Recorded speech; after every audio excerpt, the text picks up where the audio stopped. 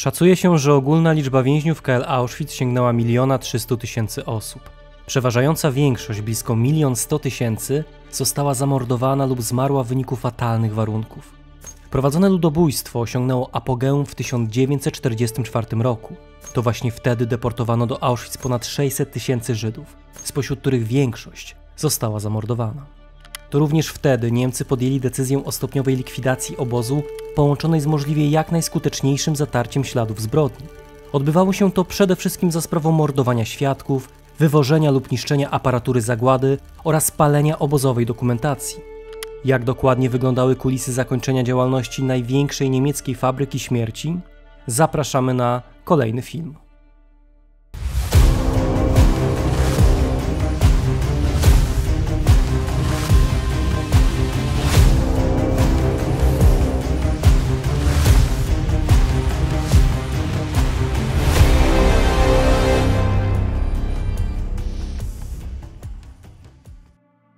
Mecenasem dzisiejszego odcinka jest pan Kuba Szafrański. Wraz ze zbliżaniem się Armii Czerwonej i widmem nadciągającej klęski Niemcy rozpoczęli przygotowania do ewakuacji KL Auschwitz. Gdy w lipcu 1944 roku Sowieci zajęli Majdanek, znajdowała się w nim niemal kompletna aparatura zagłady, stanowiąca namacalny dowód niemieckiego ludobójstwa. Takiej sytuacji, przynajmniej częściowo, postanowiono uniknąć w Auschwitz. Początkowo niszczono niepotrzebną dokumentację, taką jak kartoteki i rejestry uwięzionych. Ponadto podjęto się przewiezienia około 65 000 zdolnych do pracy więźniów do innych obozów na terenie Rzeszy. Ponadto Niemcy przystąpili do likwidacji bezpośrednich świadków największych zbrodni, czyli członków Sonderkommando, którzy byli zatrudnieni przy obsłudze komór gazowych i krematoriów. Część z nich wymordowano we wrześniu, październiku i listopadzie 1944 roku. Nie odbyło się to jednak przy bierności członków Sonderkommando, którzy 7 października podnieśli bunt.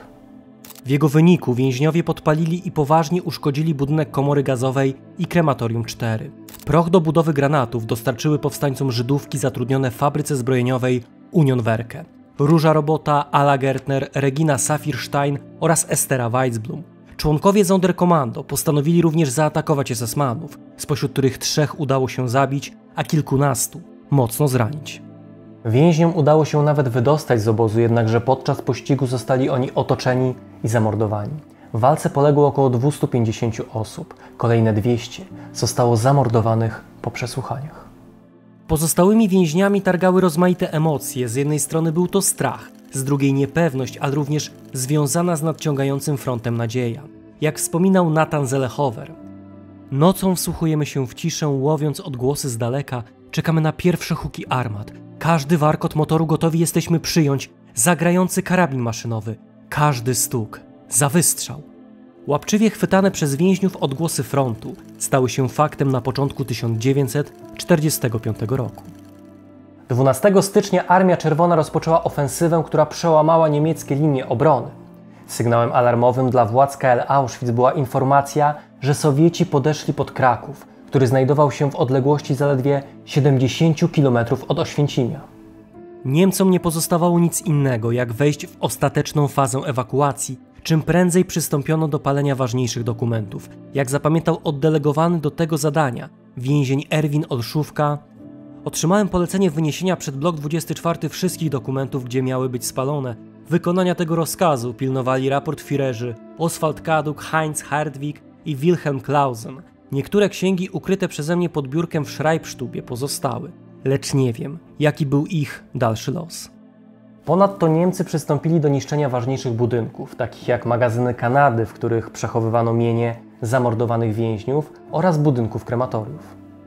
Kolejnym ważnym elementem likwidacji KL Auschwitz była ewakuacja zdolnych do marszu więźniów, których liczbę szacuje się na około 56 000 osób. Ewakuację prowadzono w dniach od 17 do 21 stycznia. Główne trasy prowadziły do Wodzisławia Śląskiego i Gliwic, skąd przewożono więźniów do innych obozów koncentracyjnych. Marsze były niezwykle wyczerpujące, a wszyscy ci, którzy nie byli w stanie iść, byli mordowani przez eskortujących ich SS-manów. Tym sposobem zamordowano około 15 000 dawnych więźniów Auschwitz.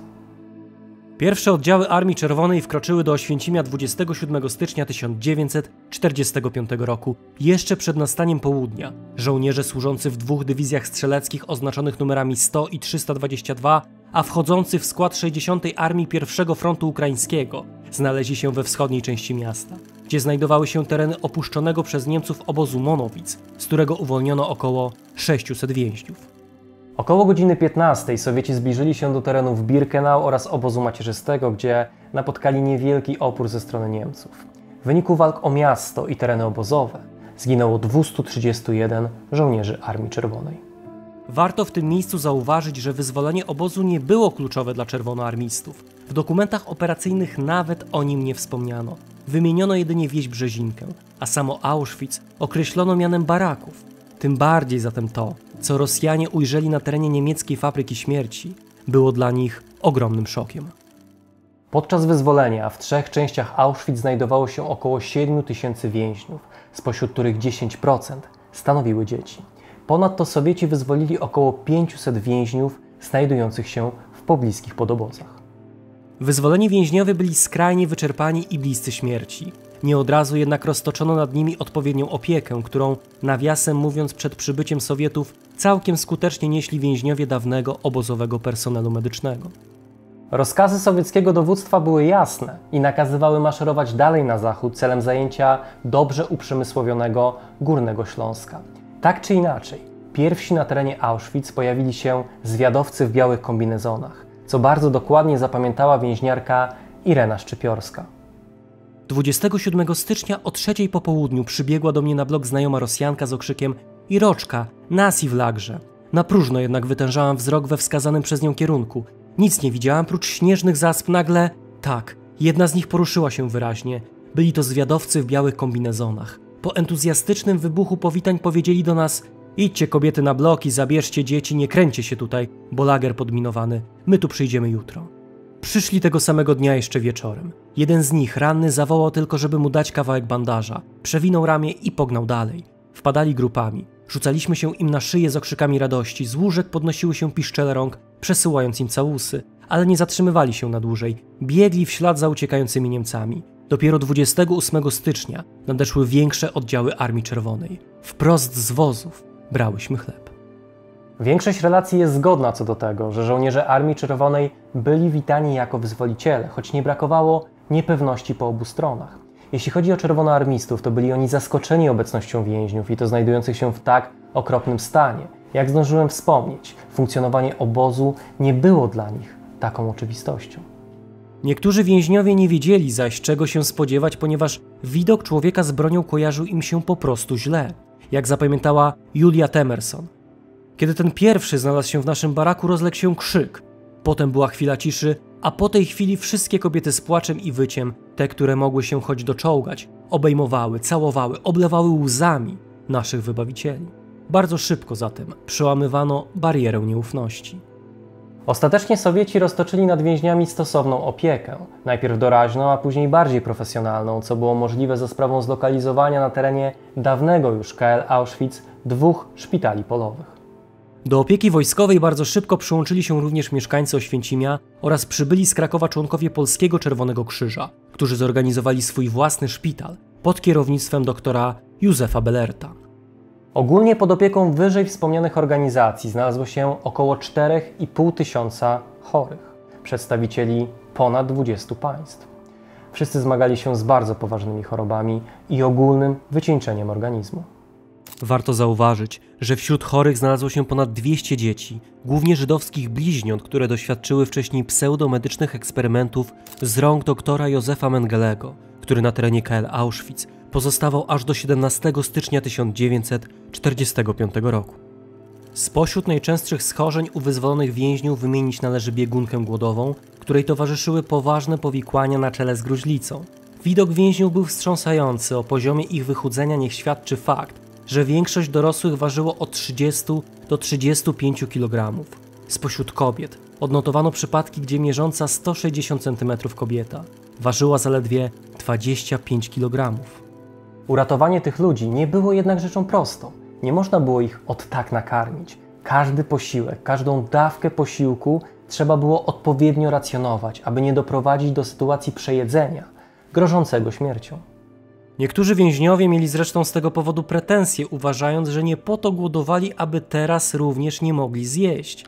Olbrzymim wyzwaniem dla lekarzy było zatem wytłumaczenie, że porcjowanie jedzenia jest niezbędne, aby więźniowie mogli w ogóle przeżyć. Z drugiej strony zdarzały się sytuacje, w których więźniowie pieczołowicie odkładali zapasy jedzenia, do czego przyzwyczaiły ich warunki panujące w obozie.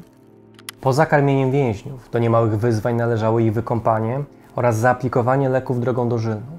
Ta pierwsza czynność kojarzyła się z obozową sauną oraz komorami gazowymi. Ta druga z pseudomedycznymi eksperymentami oraz uśmiercaniem więźniów zastrzykami fenolu w serce.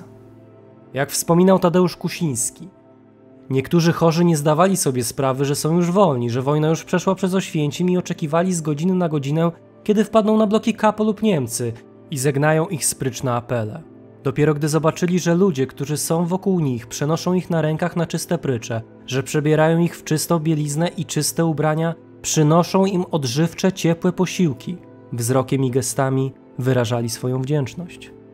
Pokonanie traumatycznych odruchów było niezwykle trudne, jednakże za sprawą olbrzymiej empatii i wyrozumiałości ze strony personelu medycznego udało się pokonać tę przeszkodę. Opieka medyczna zataczała coraz szersze kręgi i poza pomocą ze strony sowieckich lekarzy oraz PCK, miejscowa ludność z Oświęcimia i Brzeszcz uruchomiła małe szpitale, w których łącznie przyjęto około 100 kilkudziesięciu chorych, w tym kobiety z dziećmi. Warto również podkreślić pomoc, jaka była niesiona ze strony sióstr serafitek, które przyjęły potrzebujących do swego oświęcimskiego zakładu. Dawni więźniowie, których udało się uratować i postawić na nogi, opuszczali teren obozu. Ich powroty do domu były czasami bardzo długie, a cele podróży bardzo odległe. Wszak w skład więźniów obozu Auschwitz wchodzili przedstawiciele państw całej Europy. Więźniów, którzy wymagali dalszej opieki, przewożono głównie do Krakowa. Sieroty wywożono do domów dziecka. Zdarzało się, że były one adoptowane przez polskie rodziny. Inne pozostawały w nich do momentu osiągnięcia pełnoletności. Niektórym udało się po wojnie odnaleźć swoich prawdziwych rodziców.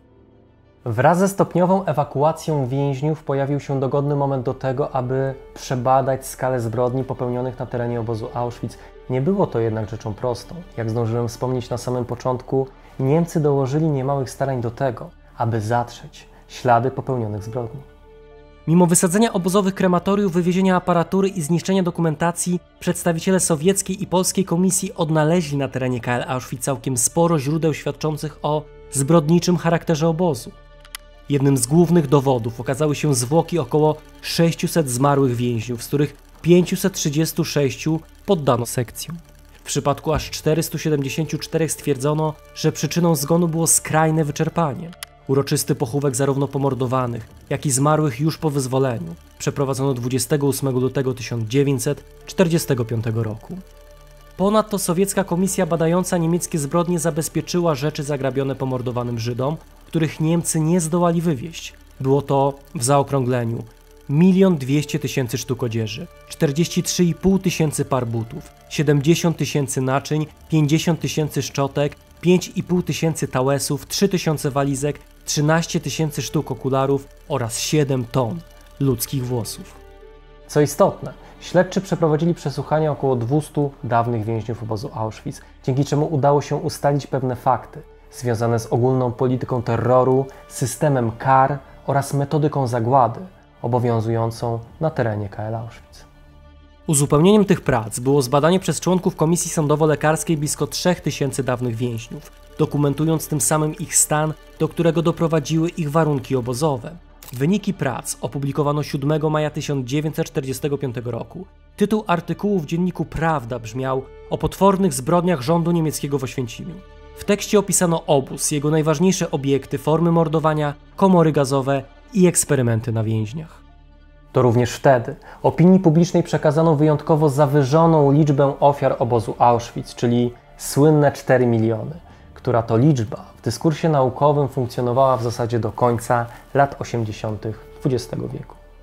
Równolegle do sowieckiego śledztwa pracę prowadziła Komisja Polska, która rozpoczęła działalność w kwietniu 1945 roku. Jej członkowie pod przewodnictwem sędziego Jana Zena przebadali ruiny komór gazowych i krematoriów oraz przeprowadzili własne śledztwa i zabezpieczali odnajdywane dokumenty obozowe. Poczynione w toku śledztw ustalenia okazały się bezcenne w późniejszych procesach przeciwko komendantowi obozu Rudolfowi Hyssowi oraz przeciwko 40 członkom załogi obozu Auschwitz. Warto jednak zauważyć, że prace polskiej komisji odbywały się pod olbrzymią presją czasu, bowiem Sowieci już wiosną 1945 roku na terenie dawnego obozu zlokalizowali 2 obozy jenieckie przeznaczone dla Niemców i dopiero na przełomie 1945 i 1946 roku przekazali tereny poobozowe polskiej administracji. Strona polska podjęła decyzję o powołaniu w tym miejscu Muzeum Państwowego. Zostało ono oficjalnie otwarte 14 czerwca 1947 roku, czyli w 7. rocznicę przywiezienia pierwszego transportu polskich więźniów politycznych. W taki oto sposób zakończyła się historia największej niemieckiej fabryki śmierci. Mimo pokonania III Rzeszy Niemieckiej, mimo zniszczenia jej zbrodniczych tworów, w dalszym ciągu funkcjonowały one w pamięci więźniów, którzy przez kolejne dekady, w zasadzie do końca życia, zmagali się z olbrzymią traumą. Po wojnie więźniowie spotykali się z ogromnym niezrozumieniem i choć początkowo chętnie słuchano ich opowieści oraz wykorzystywano je w procesach przeciwko niemieckim i austriackim zbrodniarzom, o tyle w pewnym momencie stawały się one zbyt trudne dla postronnych, dla których najważniejsza stawała się teraźniejszość, a nie dramat dawnych dni. W obliczu braku odpowiedniej opieki psychologicznej, terapeutycznym okazywały się dla niektórych więźniów właśnie muzea i miejsca pamięci powstałe na terenach dawnych obozów. W owych instytucjach organizowano rozmaite spotkania, które pozwoliły tym ludziom na wzajemną wymianę wspomnień, uwag oraz problemów. Ogromną rolę w niesieniu pomocy dawnym więźniom obozów odegrali pracownicy tych instytucji, którzy nie tylko rozmawiali z więźniami, ale również opracowywali ich wspomnienia, aby stworzyć wyjątkowe świadectwa dla przyszłych pokoleń. Publikacja niniejszego filmu zbiega się z 80. rocznicą wyzwolenia obozu Auschwitz, co samo w sobie skłania do bardzo ważnej, ale i smutnej refleksji. Ludzi, którzy przeżyli II wojnę światową, pozostało bardzo niewielu. Niedługo zniknie zatem możliwość porozmawiania z tymi ludźmi i skonfrontowania się z okrucieństwem minionego konfliktu, który stanie się dla nas odległą historią. Dziękuję Państwu za uwagę i do zobaczenia w kolejnym odcinku. W dzisiejszym odcinku pragniemy serdecznie pozdrowić panie Urszulę Babiuch, Kamilę Lenarcik oraz Ewę Ogrodnik, a ponadto panów Damiana Stasika, Damiana Dziedzica, Kubę Szafrańskiego, Tomasza Sadurskiego, Piotra Borkiewicza, Krystiana Dziarka, Radosława Kuśmierza, Huberta Kędziorka, Miłosza Machaja, Dariusza Stelmaczonka, Adriana Flora, Piotra Kośmidera, Huberta Walasa, Kamila Kubowa, Pawła Łabno, Rudolfa Miczkę oraz Michaela Fendricha. Pozdrawiamy również patronów Schnewitchen, Ezio Auditore da Firenze i Pawła Pawełkowicza. Ty również możesz mieć wpływ na tworzone przez nas materiały. Dołącz do nas już dziś na platformie Patronite. Zachęcamy do obserwowania naszych pozostałych mediów społecznościowych, na których znajdziecie wiele dodatkowych treści, ciekawostek, zapowiedzi odcinków i materiałów zza kulis.